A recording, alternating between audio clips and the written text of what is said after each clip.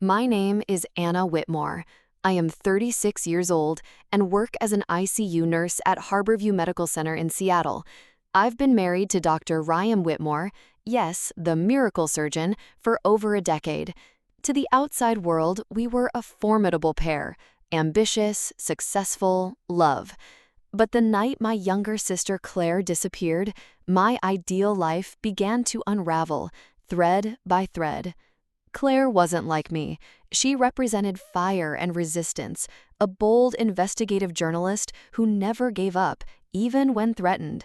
We hadn't always been close. We'd fought and drifted, but we always came back. Sisters. Blood.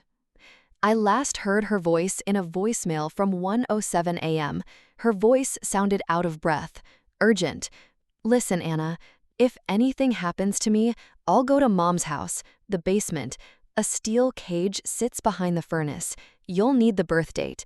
You shouldn't trust anyone, especially Ryan." Then, nothing. There is no sign of her. There has been no word since. After a few days, the police declared it a cold case. She's a journalist, they clarified. Maybe she's gone undercover. Maybe she left by choice. But I knew better. Claire did not leave voluntarily. She departed because someone wanted her gone. At home, Ryan consoled me. Holding me, whispered assurances sounded increasingly hollow. "She's probably working a big story," he said quietly one night, brushing my hair behind my ear as I sobbed into his shirt. "You know how Claire is." Yes, I did. That's why I sensed something was really wrong. That weekend, I drove to our childhood home in the Queen Anne neighborhood. My mother lived alone after my father died of a stroke 5 years ago. She hadn't been the same since. "Mom," I began, my voice calm but deliberate. "Claire instructed me to find a steel box in the basement." She reacted quickly. A flash of panic crossed her face, which she masked with a phony grin. "Oh, honey, they're just old tax records. These are the possessions of your father. Nothing important." "I need to see it." She didn't argue. I entered the basement entrance. I slipped into the cold, damp chamber where the air was thick with mildew and something older, possibly memories. Childhood birthdays, sleepovers, and Sunday afternoons spent building forts with Claire evoke memories. I found it behind the rusted furnace, exactly where Claire said it would be, a large steel box with a numeric keypad. My hands trembled as I gazed at it. I tried to celebrate Claire's birthday. Nothing. Next came the anniversary of my father's passing. Still nothing. Then it struck me. We share a birthday. 0107, January 7th. Click. The box popped open. There were numerous envelopes, photos, printed emails, and handwritten notes. At the very top was a USB stick written in Claire's handwriting. Ryan, Project Vitra. I gasped in shock. I sorted the contents. The majority of it was dense. Corporate records, scholarly studies, and obscure drug names.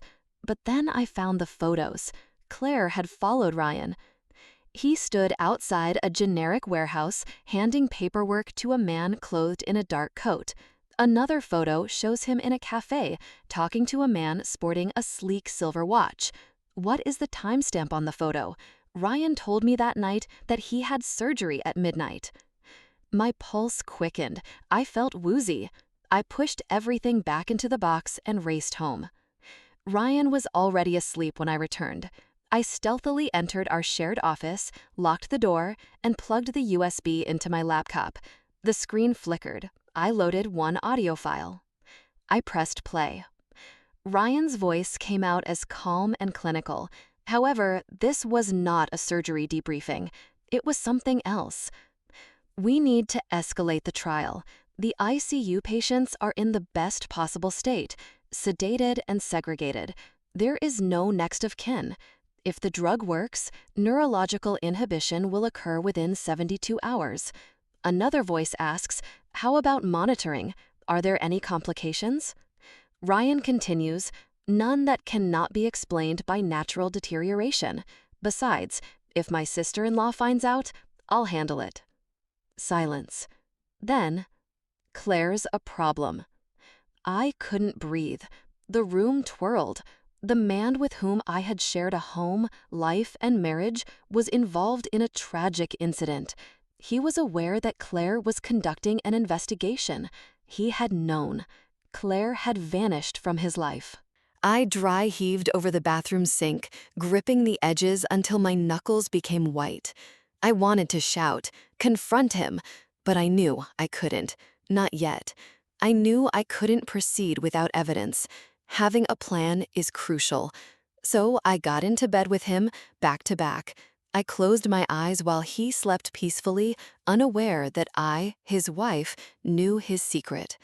That night, I stopped being Anna, the trusting wife. I became Anna, the hunter. Ryan kissed me on the forehead the next morning before leaving for work, like he always did. But I didn't visit the hospital. I called in sick. My hands were still shaking from the night before. Instead, I spent the day rereading everything Claire had left in that steel box, carefully. Her notes were meticulous. She meticulously recorded dates, locations, overheard conversations, and license plate numbers. She wasn't simply suspicious, she'd almost discovered everything. I was convinced that Claire's discovery had cost her life or freedom. My phone vibrated. Ryan sent a text. "Don't forget to join Dr. Kessler and his wife for dinner tonight, 7 p.m. I love you." It felt strange how normal he still appeared, how ordinary the day was attempting to be. But now I realized it. Ryan was a stranger wearing my husband's face, despite his sweet grins and clean scrubs. I made my way downtown to a private tech lab that I had utilized on a medical research fellowship years before. I still had pals there. One of them, Drew, owed me a favor. I handed him the USB and wine samples I had brought back from Whidbey Island. "Just tell me if there's anything unusual," I muttered. He raised an eyebrow but did not ask any questions. "You'll have results by tomorrow." When I got home, Ryan had already returned. He looked up from the kitchen, smiling as he stirred a pot of pasta. "Smells great," I answered, concealing everything. "You cook, I'll set the table." We did an excellent job playing our parts, laughing, eating, even cuddling on the couch and watching a medical drama. But I noticed it now. His gaze flickered too swiftly between situations. He always looked at me for half a beat too long. That night, after he had fallen asleep, I stealthily unlocked his home office. He never let me in there. He said it was where he kept important patient information. However, Claire's photographs informed me otherwise. I discovered a second laptop in his bottom drawer, concealed behind tax files, password protected. I didn't dare touch it because I'd already gone beyond what I could reasonably explain. But beneath the laptop, there was something that made my blood run cold. A little packet sealed with wax and labeled Vitra, Phase 2. Inside is a single page. Confirmed dose methods for distant inhibition via prolonged exposure, subject to compliance within 14 to 21 days. Spousal trials are pending. Spousal trials. Subject 7B referenced my name. I dropped the paper as if it had burned my skin. The next morning, Drew called. There were traces of diazepam in both wine samples, he informed me, enough to cause drowsiness, confusion, even memory loss over time. My stomach turned. Ryan had spiked my wine. How long would someone have to ingest that before they started feeling unstable? I asked. 2 weeks, maximum. Why? I hung up without responding. That afternoon, I went to the hospital off hours and chatted with Dr. Nadine Sato, an oncologist I trusted. "Nadine," I inquired with care, "if a researcher wanted to test neural suppression drugs on vulnerable patients, would the ICU be a viable pool?" She looked at me as if I had inquired about the color of the sky. "Anna, it would be the ideal pool. Nobody challenges it when a dying patient loses cognitive function, even if it's being induced. Especially then." I felt unable to breathe. I thanked her and headed directly into the hospital chapel. When I started crying, I needed somewhere where no one would ask me any questions. Claire was no longer the focus. It was about me. I was worried about the damage Ryan had already inflicted on me, as well as the potential consequences of his future actions. I needed to act fast. That night, I made my first significant move. I told Ryan I wanted to go away for a few days, alone. I needed some mental space. He was doubtful at first, and then smiled. "Of course," he replied, touching my cheek, "whatever you need." He even volunteered to help me pack. I departed the next morning, although I did not travel far. I went to Rebecca's flat across town and set up camp, out of sight. That evening, I accessed my home's smart cameras, which Ryan had forgotten I had set up years earlier and assumed I had ceased using. He entered my workplace around 7:14 p.m., only hours after I had departed. He opened the drawer, took out the packet labeled Vitra, Phase 2, and smiled. He then called someone.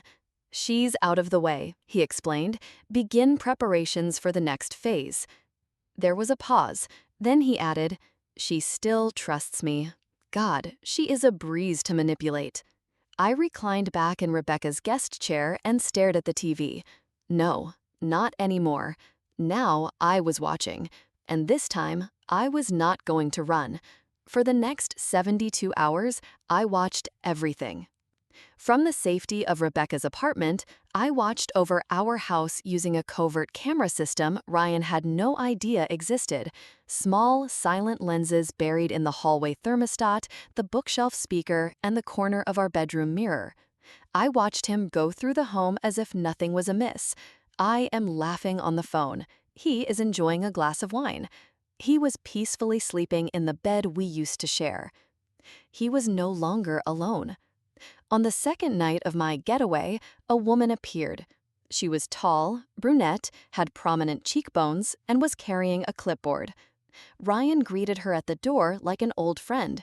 She strolled through the living area, kitchen, and guest room, each step clinical, as if she were inspecting a laboratory. Her voice was audible via the kitchen microphone. "This place is ideal, quiet, solitary. She'll never know." I moved closer to the screen. "We'll start with weekly injections once she returns," the woman explained. "If we proceed too fast, her cognition may deteriorate too quickly. We still need her language abilities during the trial phase." This period is the trial phase. There has been a decline in cognitive function. They had planned to experiment on me, and if I hadn't left when I did, they could have already started. Ryan gave a nod. "She has an explosive temperament. She's always questioning herself. That's what makes her ideal. We'll have all we need before she realizes it." "Could you please clarify what they require from me?" I wasn't sure yet. Claire's research, however, pointed at something more than data: genetic predispositions and brain responses in trauma survivors. Ryan was aware of my past. The incident occurred when I was 12 years old. The PTSD diagnosis. I spent years in therapy. What if I weren't merely a convenient target, but the planned one? I saw Drew again, this time in a coffee shop close to the university hospital. He moved a folder across the table. Inside were lab results, printouts of chemical component matches, and a design of something dubbed the S14 neural attenuator. A medicine that has not yet been approved by the FDA, but is under study. Claire had marked it in her notes. "They've been testing the medication in non-clinical settings," Drew said quietly. "Most of them are from other countries, but there are signatures here, specific indicators that match a handful of anonymous autopsies performed at this facility in the past 2 years.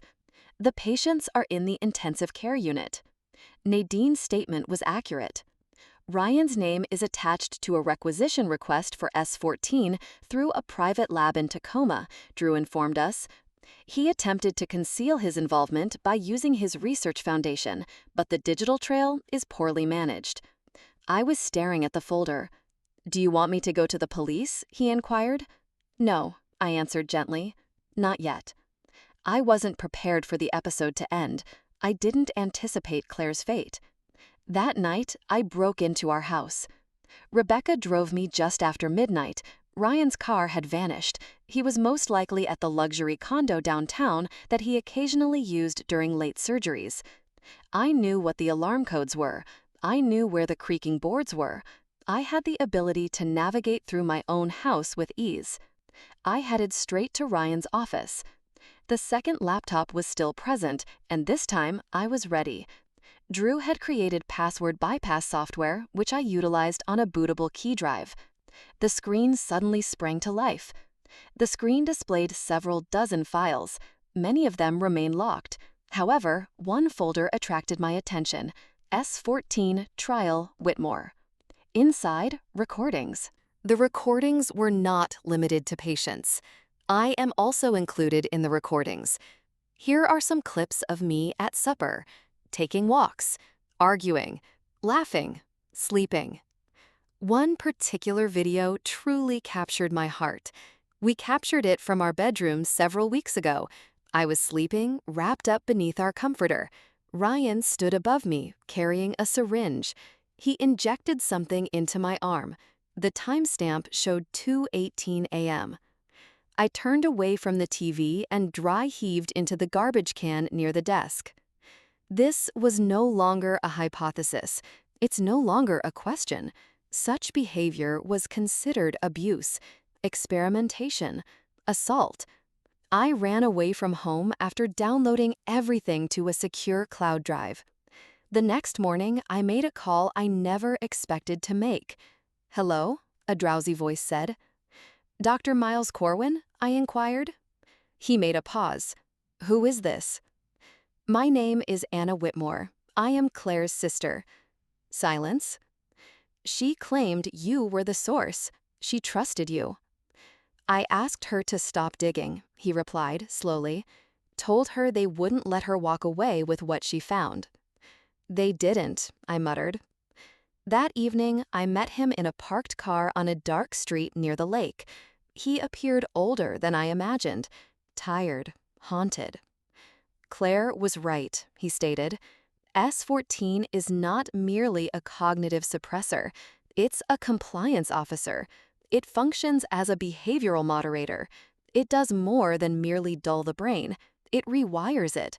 Subjects become more affable and pliable, less resistant. "You're saying it erases will?" He gave a sad nod. "In sufficient doses, certainly. That is precisely what Vitra is. This is not a cure, a control mechanism." "Why my husband?" "Because he is bright, and it's broken.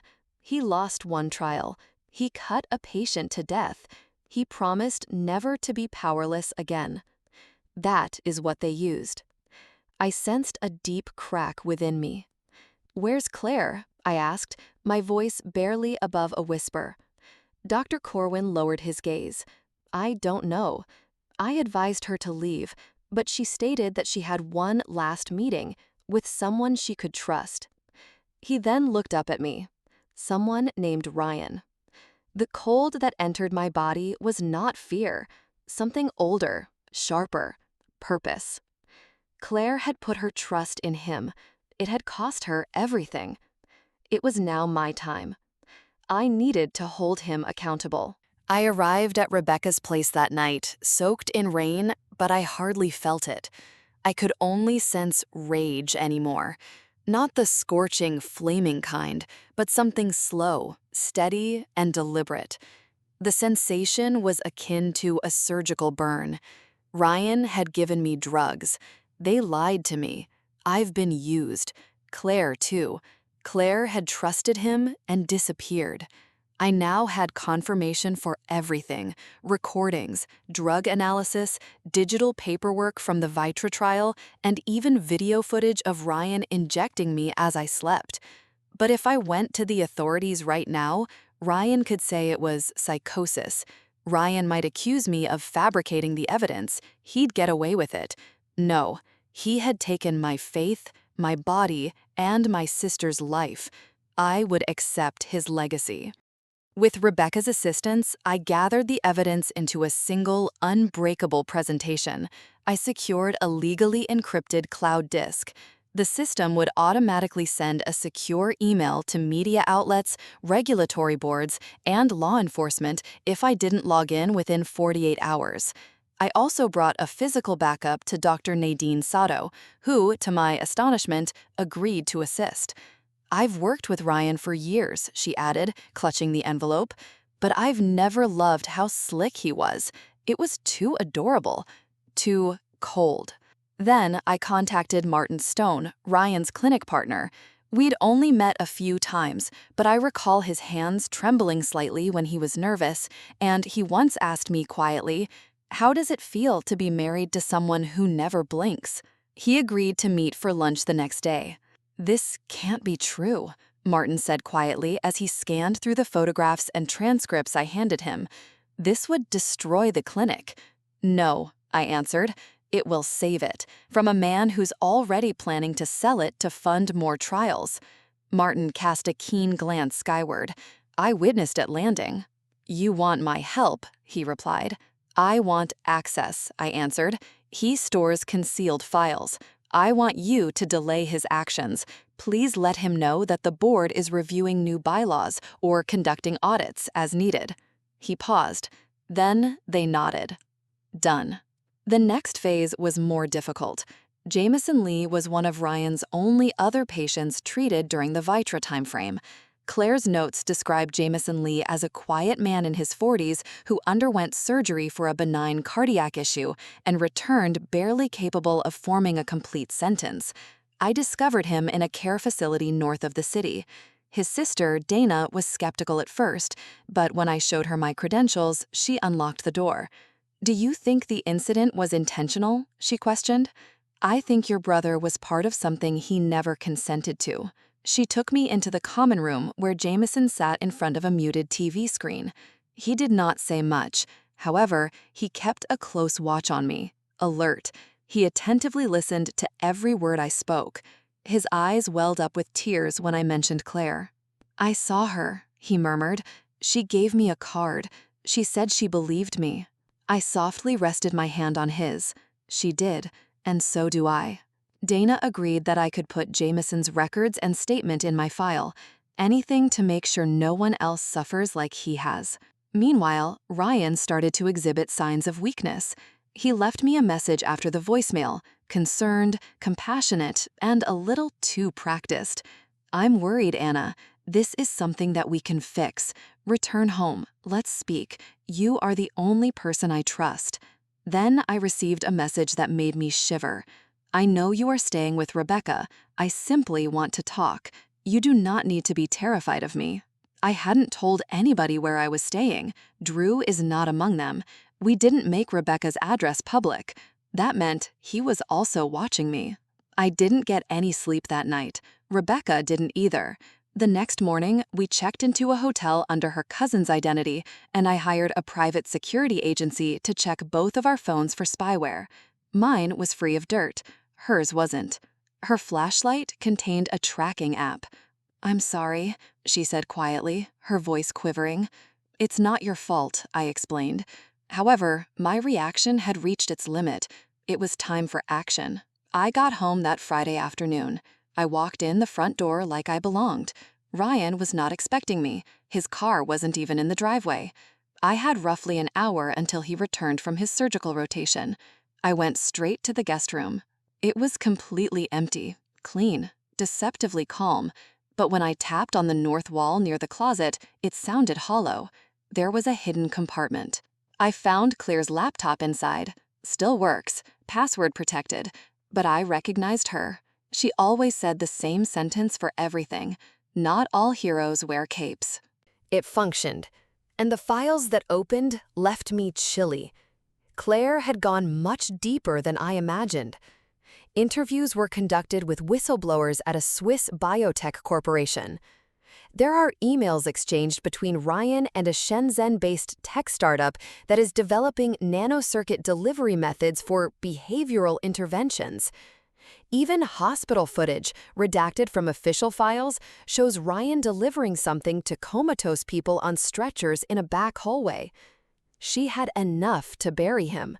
She simply hadn't made it far enough. But I will. I transferred everything to my master folder. Then I left a printed copy on the dining room table along with the following note. You took Claire away from me. You attempted to take me. I am now taking everything. I didn't wait for him to arrive home. Instead, I waited in front of the Seattle Tribune. I was with Michael Chan, a reporter, and a hard drive capable of completely destroying Vitra. I arrived at Rebecca's apartment that night drenched in rain, but I barely felt it. I could no longer feel anything but rage. I felt a calm, steady, and deliberate rage instead of a fiery, flaming one. It's like a surgical burn. Ryan had given me some drugs. Ryan lied to me. I fell victim to manipulation. Furthermore, Claire had trusted him and left. I now had confirmation of everything: recordings, drug analysis, digital documentation from the Vitra trial, and even video footage of Ryan injecting me while I was sleeping. However, if I went to the authorities right now, Ryan could say it was psychosis. Ryan could claim that I falsified the evidence, and he'd get away with it. No. He had taken away my trust, my body, and my sister's life. I'd accept his legacy. I worked with Rebecca to collect the information into a single, impenetrable presentation.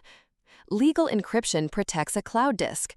A secure email was designed to be sent to media outlets, regulatory boards, and law enforcement if I did not check in within 48 hours. I also brought a physical backup to Dr. Nadine Sato, who, to my astonishment, consented to assist. I've worked with Ryan for years, she continued, holding the envelope, but I've never loved how slick he is. Too enchanting. Too chilly. Then I called Ryan's clinic partner, Martin Stone. We'd only met a few times, but I recall his hands trembling slightly when he was nervous, and he once asked me quietly, "How does it feel to be married to someone who never blinks?" He agreed to meet over lunch the next day. Martin murmured, "This can't be true," as he thumbed through the images and transcripts I handed him. "This would destroy the clinic." "No," I responded. "It will save it from a man who's already planning to sell it to fund more trials." Martin raised his head sharply. I saw it come down. "You want my help?" he stated. "I want access," I responded. "He hides files, and I want you to slow him down. Please inform him that the board is reviewing new bylaws or conducting audits, whatever is necessary." He made a pause. He then nodded. Done. The next phase was more difficult. Ryan has only treated one other patient throughout the Vitra window, Jameson Lee. According to Claire's notes, Jameson Lee, a quiet man in his 40s, underwent surgery for a benign cardiac issue and emerged barely capable of forming a complete sentence. I located him in a care facility north of town. His sister, Dana, was wary at first, but when I showed her my credentials, she unlocked the door. "Do you believe the incident was intentional?" she questioned. "I think your brother was part of something he never consented to." She took me into the common room, where Jameson was sitting in front of a muted television screen. He spoke very little. However, he kept a close watch on me, alert. Everyone is paying attention to what I say. He teared up when I mentioned Claire. "I saw her," he said softly. "She gave me a postcard. She said she believed me." I placed a gentle touch on his. "She did, and I agree." Dana consented to let me include Jameson's documents and statement in my file. Anything to make sure no one else suffers like he has. Ryan, meanwhile, began to exhibit signs of weakness. He left me a voicemail, concerned, compassionate, and a little too scripted. "Anna, I am worried. We can remedy this. Please come home. Let's chat. You're the only person I can trust." Then came the one that really chilled me out. "I'm aware you're staying with Rebecca. I just want to chat. You don't have to be terrified of me. I had not notified anyone where I was going to stay. Drew is not included. Rebecca's address was not publicly available. This suggests that he was also monitoring me closely. That night, I did not get any sleep. Rebecca did not. The next morning, we checked into a hotel under her cousin's identity, and I hired a private security agency to scan both our phones for malware. Mine was spotlessly clean. Hers, however, was not. Her lamp contained a tracking application. "I'm sorry," she muttered, her voice quivering. "It's not your fault," I clarified. But I had had enough of reacting. The time had come to act. I arrived home on Friday afternoon. I walked through the front door as if I belonged. Ryan was not expecting me. His car was not even in the driveway. I just had approximately an hour until he returned from his surgical rotation. I went straight for the guest room. It was entirely empty, clean. It seems deceptively serene, but when I tapped on the north wall near the closet, it resonated hollow, a hidden section. I discovered Claire's laptop hidden inside the wall, still operational, password protected. I did, however, know her. She used the same sentence for everything. Not all heroes wear capes. It proved effective, and the files that opened chilled me. Claire had delved deeper than I imagined.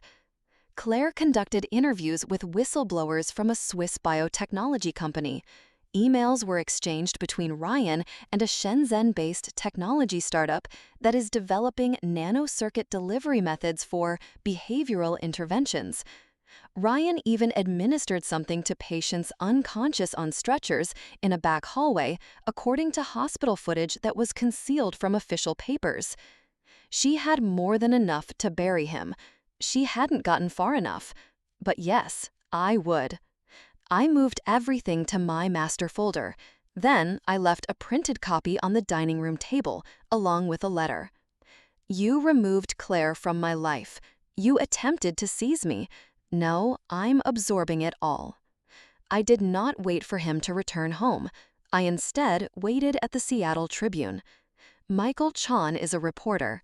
The hard disk has the potential to destroy Vitra. The newsroom was smaller than I'd expected. The newsroom was surprisingly compact, with just 12 desks, a coffee maker in the back, and a serene atmosphere reminiscent of a hospital prior to a crisis. Michael Chan, senior investigative reporter for the Seattle Tribune, snatched the disk from my grasp like it weighed 100 pounds. His expression was unreadable as he plugged it in and began searching through folders like Vitra Trials, Patient 7B, Corwin interview, and Whitmore injection footage. I sat across from him, legs bouncing. "I need you to understand," I stated calmly. "This isn't about vengeance. It is about halting something." He nodded silently. "Finally," they say, "this is going to change everything." The article went up 2 days later. The title dominated the Sunday edition. "Doctors Experiment, a scary medical conspiracy hiding in plain sight." The web version redacted names pending legal review, but the printed edition left no ambiguity. The doctor's name was Ryan Whitmore. Vitra Laboratory. I, an unidentified nurse, uncovered everything. We published parts of the video, transcripts, witness testimony. Claire took notes. The hospital board suspended Ryan on Monday morning pending an inquiry. The clinic has made a statement. Ryan's biotech company erased its website overnight. However, the damage had already occurred. That night, Ryan showed up at my motel. He did not make a knock. He barged into the lobby, past the concierge, and knocked on my door until security arrived. His gaze was wild. His expression was more confused than enraged, betrayed. "You ruined everything," he yelled, his face burning with rage. "Do you even understand what you've done?" I didn't move. "You drugged me in my sleep." "I protected you," he exclaimed. "You were unraveling, Anna. You were unstable. I had to." "You took advantage of me. You referred to Claire, and you killed the part of me that loved you." He paused. That did land. "Where is she?" I said something quietly. He gave a blink. "Who?" "Claire." He paused for a beat too long. And that was all. "She found the safe house," he eventually stated. "We never expected her to go so far. They got her. Corporate security. Not me. I attempted to make them stop, I swear." "Where is she now?" "I don't know," he replied. "They relocated her. They cleaned house when the article came out." Security let him out. After he had departed, I stood at the window watching the blue and red lights fade into the distance. He was revealing the truth about Claire. She was awake, somewhere, and I would find her. The incident led to Ryan's arrest 3 weeks later. Fraud. The charges included misconduct in the medical field, criminal conspiracy. There's more. He refused a plea bargain. He said that everything he did was in service of progress, that medicine would prove his innocence. I testified in court. Nadine also did. Jameson's sister also did so. Dr. Corwin did as well. When they showed the footage of Ryan hovering over my sleeping body, the needle glinting in the faint light, I felt every eye in the room move. No one looked at him in the same way after that. He received a 45-year sentence without the possibility of parole. But the narrative does not finish in court. It concludes 3 months later in an Oregon cabin. A cabin registered under a shell corporation that was formerly linked to Vitra Labs. Rebecca and I discovered it by cross-referencing Claire's notes with recent land transfers published after the story. The location had changed hands in the week following publication. Quiet. Deliberate. We arrived soon after daybreak. Claire was present. Alive. Thin. Pale. However, he is alive. She looked at me for a long time before murmuring, "You found me." I dashed over to her, sobbing harder than I'd ever cried. We held each other for a long time, speechless, as the early sun illuminated the pine trees surrounding us. A year has gone. Ryan remains in prison. Vitra Labs has ceased operations. Several lawsuits are pending. Other victims have come forward, including patients, partners, and even 2 doctors from abroad who had been intimidated into silence. Claire moved in with me while she was recovering. She's now working on a novel. I'm back at work, slowly repairing what Ryan attempted to ruin. And I'm not the same. It's not broken. It simply underwent sharpening. I realized that evil does not necessarily manifest itself in the form of snarls and shadows. It pours your wine, smiles in your kitchen, and says it's for your own good. Nonetheless, I survived. Because I listened to my sister who had warned me from the start. I was able to pay attention when it mattered most. I lost faith in the man who advised me to cease my questioning. When individuals inquire about the woman I once was, I simply smile and respond, "She awakened." She woke up.